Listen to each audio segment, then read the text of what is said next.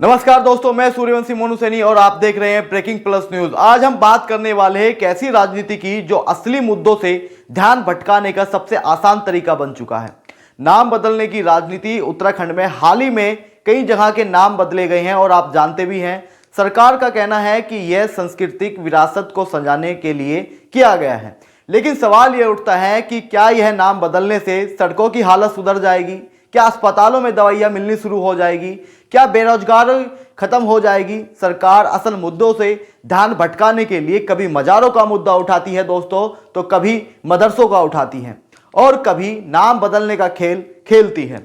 और सबसे ज्यादा यह खेल उन इलाकों में खेला जाता है दोस्तों जहां हिंदू आबादी ज्यादा है, जैसे हरिद्वार और रुड़की, जो उत्तराखंड के सबसे महत्वपूर्ण धार्मिक, औद्योगिक और शैक्षिक केंद्र है। वहां क्या हो रहा है दोस्तों?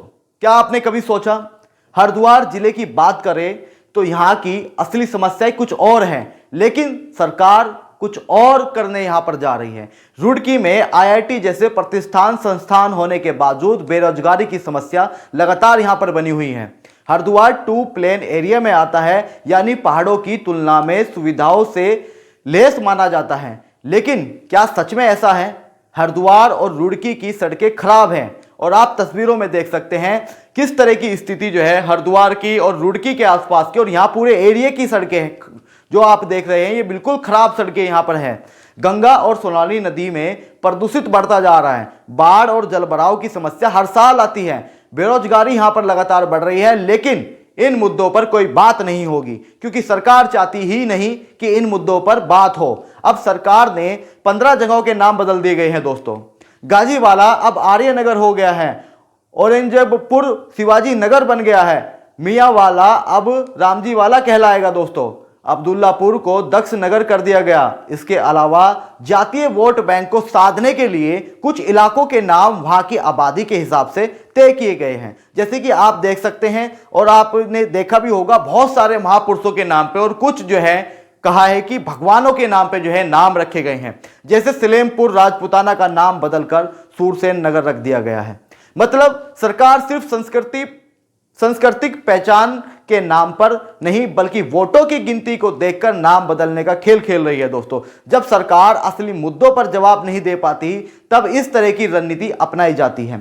खास तौर पर धार्मिक और जातीय आधार पर लोगों को विभाजित करने के लिए यह कदम उठाए जाते हैं। कुछ नाम हिंदू महापुरुषों के नाम से रखे गए हैं तो कुछ दलित महापुरुषों के नाम पर, जिससे दोनों वर्गों को खुश किया जा सके। लेकिन हरिद्वार और रुड़की में हमेशा एक बहस चलती आई है, प्लेन बनाम पहाड़ की लड़ाई, और यह बहस हमेशा से चलती है। अभी पीछे हाल ही के कुछ दिनों में भी आपने देखा होगा। लेकिन सरकार जब भी कोई योजना लाती है उसका सबसे ज्यादा फायदा पहाड़ी इलाकों को देने की बात की जाती है, और प्लेन एरिया की उपेक्षा हमेशा से होती आई है और होती भी है, और यह लोग यहाँ के लगातार महसूस भी करते हैं। हरिद्वार, रुड़की, देहरादून, उधम सिंह नगर जैसे जिलों को टैक्स वगैरह में तो ज्यादा योगदान देना पड़ता है, लेकिन दोस्तों जब सुविधाओं की बात आती है तो सरकार का ध्यान पहाड़ों पर चला जाता है। अब इस बहस को और भड़काने के लिए नाम बदलने जैसे मुद्दे खड़े कर दिए जाते हैं। सरकार नाम बदलने को एक बड़ी उपलब्धि के रूप में दिखाने में भी कभी कोई कसर नहीं छोड़ती है। अखबारों में हेडलाइन, टीवी चैनलों पर डिबेट, सोशल मीडिया पर ट्रेंड, और इनके अपने लोगों से इस तरह के क्वेश्चन पिट आउट किए जाते हैं ताकि एक अलग तरीके का माहौल बनाया जाए, यानी पूरी मशीनरी लगा दी जाती है दोस्तों। लेकिन क्या आपको याद है कि पिछली बार जब अस्पताल में डॉक्टरों की कमी पर कोई चर्चा हुई हो, कभी आपने ऐसा महसूस किया है? या जब बेरोजगारी के मुद्दे पर सरकार की जवाबदेही तय की गई थी, आपने कभी ऐसा देखा है? नहीं ना। हाल ही में उत्तराखंड में भर्ती घोटाले सामने आए हैं, लेकिन इन पर कार्रवाई करने की बजाय सरकार नाम बदलने में व्यस्त है। बेरोजगारी चरम सीमा पर है। पिछले 2 सालों में उत्तराखंड में युवाओं के लिए सरकारी भर्तियां ना के बराबर आई है दोस्तों, लेकिन इस पर कोई चर्चा नहीं होती। अभी पिछले साल आपने ब्रेकिंग प्लस न्यूज पर देखा होगा और हमने उस खबर को बड़ी प्रमुखता के साथ में उठाया था, और इस पूरे एरिया की, रुड़की के आसपास जितना भी एरिया लगता हुआ है वो पूरा एरिया हमने आपको दिखाया था कि बारिश के कारण कैसे वहां पर जो है लोग तबाह हो रहे थे। बारिश में हरिद्वार और रुड़की अन्य इलाकों में बाढ़ जैसी जो है, बाढ़ से भी मतलब कि बदतर आप कहेंगे तो तबाही हुई थी, लेकिन सरकार की प्राथमिकताओं में यह कहीं नहीं था। अब जरा सोचिए, रुड़की का बहुत सारा इलाका ऐसा है जहां पर बरसात आते ही पानी भर जाता है, लोगों का घर से निकलना मुश्किल हो जाता है। तो क्या सरकार को इस पर ध्यान नहीं देना चाहिए? अब जरा सोचिए, अगर सरकार नाम बदलने के बजाय हरिद्वार रुड़की में बाढ़ से बचाव की कोई ठोस योजना लाती, या गंगा और सोनाली को साफ करने के लिए कुछ ठोस कदम उठाती, या बेरोजगार युवाओं के लिए कुछ करती, तो क्या यह ज्यादा बेहतर नहीं होता? लेकिन नहीं दोस्तों, ऐसा कुछ नहीं होगा। इन मुद्दों पर बात कुछ नहीं होगी। सरकार जानती है कि असली मुद्दों पर बात हुई तो जनता सवाल पूछेगी, इसलिए कभी मजारों का मुद्दा उठाया जाता है, कभी मदरसों का उठाया जाता है, और अब नाम बदलने का सिलसिला लगातार जारी है। नाम बदलने की राजनीति का सबसे बड़ा प्रचार भी किया जाता है दोस्तों। अखबारों में हेडलाइंस, टीवी चैनलों पर डिबेट, सोशल मीडिया पर ट्रेंड, यानी सरकार इसे एक बहुत बड़ी उपलब्धि के रूप में दिखाने में कोई कसर कभी नहीं छोड़ती है।